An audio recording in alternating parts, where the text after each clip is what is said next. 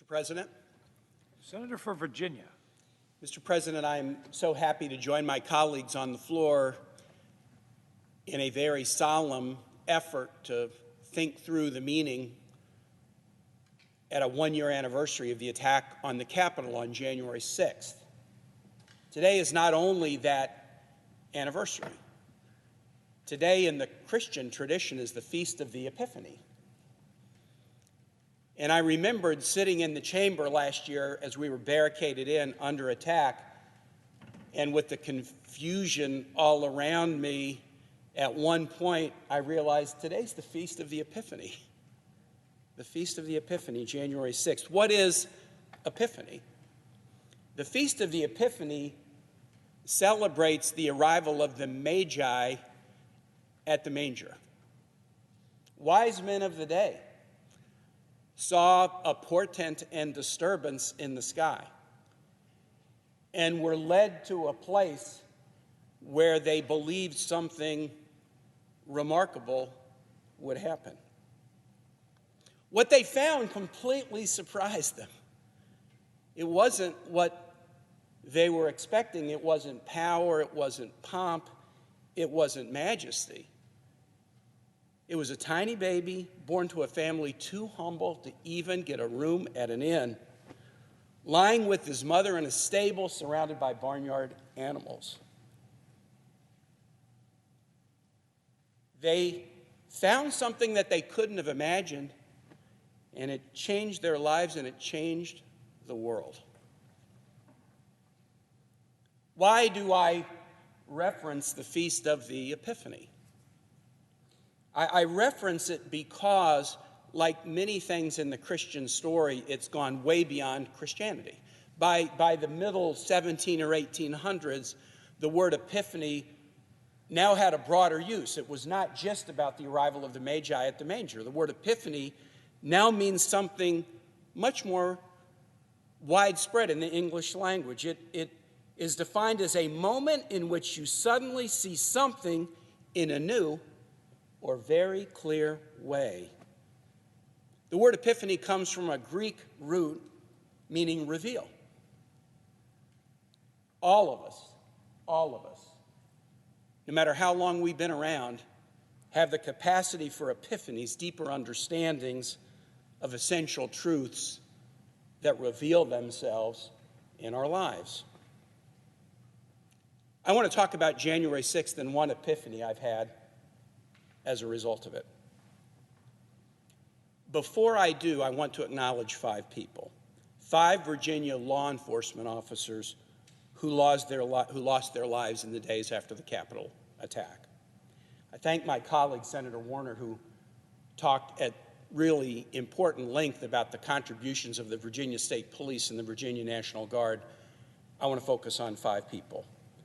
Brian Sicknick, U.S. Capitol Police, 42-year-old, after service in the military, had been with the Capitol Police for 13 years, died immediately after the attack because of injuries he received that day. Jeffrey Smith, another Virginian, 35 years old, 12-year patrolman with the Metropolitan Police Department, died after the attack by suicide. Howie Liebengood, 51 years old, a 15-year veteran of the U.S. Capitol Police, died shortly after the attack by suicide. Kyle DeFreetag, 26-year-old, 5-year veteran of the Metropolitan Police Department, died a few days after the attack by suicide. Gunther Hashida, 43 years old, an 18-year veteran of the Metropolitan Police Department, died in the days after the attack by suicide. All Virginians. I'm haunted by these deaths, and I will say I am particularly haunted by those who died by suicide, whose families are now fighting to get line of duty benefits for their deaths. All of us in our lives have been affected by suicide in families and friends. And suicide is complicated. There's not a single thing as you dig into a suicide. But I just use the insights I've gained as a member of the Armed Services Committee together with you, Mr. President. Over the time we've been here, there's been a slight shift in understanding of causes of suicide within the military. The conventional wisdom about it when I came here was that suicide was driven maybe as a principal factor in the military and among veterans because of the cumulative effects of trauma. The trauma was so significant that that led to suicide. And of course, trauma is a key factor, but more recent understanding of suicide suggests that an even more important factor may not be trauma, but a sense of abandonment. I was in a military unit. I had a lot of people around me. They had my back. We were close. We were connected. We were really tight. And then I moved into a civilian world where I didn't have that connection. And people didn't have my back. And I was lost, and I didn't know who to turn to or who would look out for me. I'm haunted by the deaths of these 4 Virginians to suicide because I wonder if they felt abandoned. Did they feel abandoned by us? They were fighting that day to save our democracy, to save this capital, and to save their lives, and yet 147 of the 535 members of Congress voted with the mob to overturn the election, to throw out the democracy, to do the bidding of a would-be authoritarian. If you are fighting to protect these 535 members of Congress in this institution and you watch nearly 30% of the members side with the attackers, I would suggest that they might have felt abandoned. When I was here on January 6th, I experienced a lot of emotions, and I'm just going to describe 2: relief and anger. Relief. How could that day create a sense of relief? I was relieved that I had told my staff to stay home. My chief of staff disobeyed me. But I was relieved that I had told my staff to stay home. Thank God they were safe. I was relieved to look right here and see no pages. I was relieved that pages were not here in this chamber because thank God they would be safe.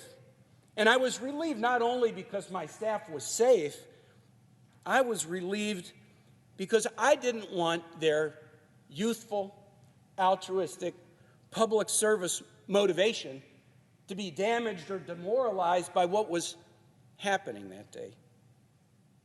I expressed this to my staff this morning. I sent a note to them and I said, in the middle of all these emotions, I was relieved that you weren't here, that I told you to stay home so you wouldn't be in danger like so many were.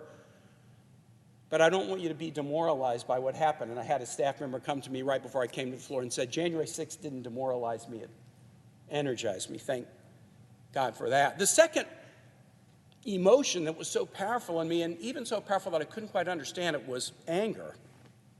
Now, of course, anger would be an acceptable and completely understandable reaction to what was going on. And I've known anger in my life, but the anger I felt that day was different than I felt in 63 years. There was something different about it. And it took me months to figure it out.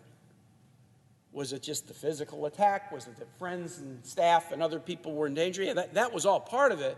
It took me months to figure out exactly why I was so angry.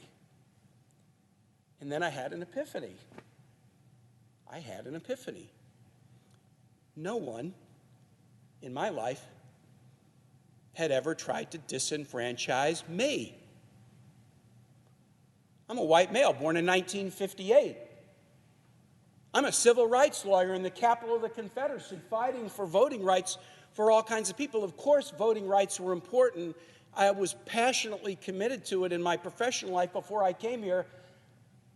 But it was something that I was sort of, trying to do to help others. No one had ever tried to disenfranchise me. But what was going on the floor that day was an effort to object to the very first state, as you went through them alphabetically, that had voted for Joe Biden, to object to that state and try to disenfranchise through that objections and others that were lined up, the 80 million people who had voted for Joe Biden and Kamala Harris. All of us who cast our ballots that way, we were being disenfranchised that day. It had never happened to me before. For some Americans, they've experienced disenfranchisement often in their lives.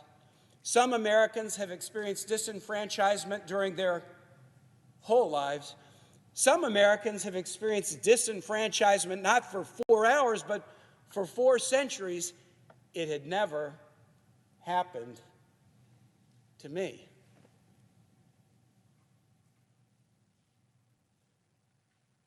For a few hours, and just a few, I felt the pain of those who have faced disenfranchisement efforts to take away or threaten their vote for their whole lives. And I hated that feeling. I hated that feeling. My epiphany was one of empathy.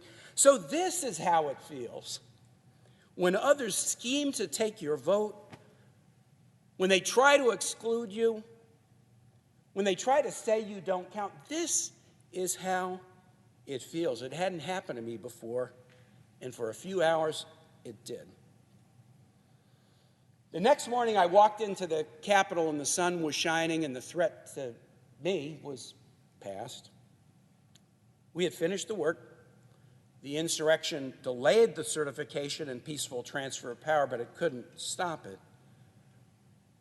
But the epiphany of briefly being in the shoes of those who have been disenfranchised throughout their lives has changed me profoundly. It hadn't changed my personality, it hadn't changed my relationships, but it's changed my priorities. Again, I was a civil rights lawyer doing voting rights work in the capital of the Confederacy. Protecting the right to vote has always been important to me. Protecting the integrity of campaigns and elections have always been important to me. But now it's beyond that. It's not just an important priority. It is an existential necessity that we respond to the mass disenfranchisement effort of January 6th with guaranteeing the franchise, guaranteeing people's right to vote, guaranteeing that when they vote, they can be secure that their vote will be counted, guaranteeing that they can trust the integrity of the officials that will call the outcomes of elections. My epiphany of empathy has put me in the shoes for a few hours of those who've experienced disenfranchisement. And I've concluded that the only response to that has to be a concerted effort to protect voting and protect the democracy that relies upon it. I'll say this and conclude. January 6th will always be remembered as the attack on the Capitol. January 6th will always be the Feast of the Epiphany. January 6th was a day in our history of epiphanies. But what's the purpose of an epiphany? Is it just to kind of see things a new way? I think the purpose of an epiphany is to change your life, is to be surprised.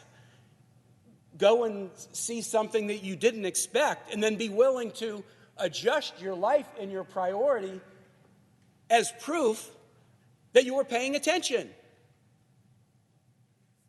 We'll be faced with a most significant decision in the coming days. Having been the 100 senators out of the 2,000 in history that have inhabited this chamber who were here during the attack, will we understand what happened, absorb that epiphany, and then act to protect people's rights to participate in this democracy? I pray that we will. I pray that we will. I yield the floor, Mr. President.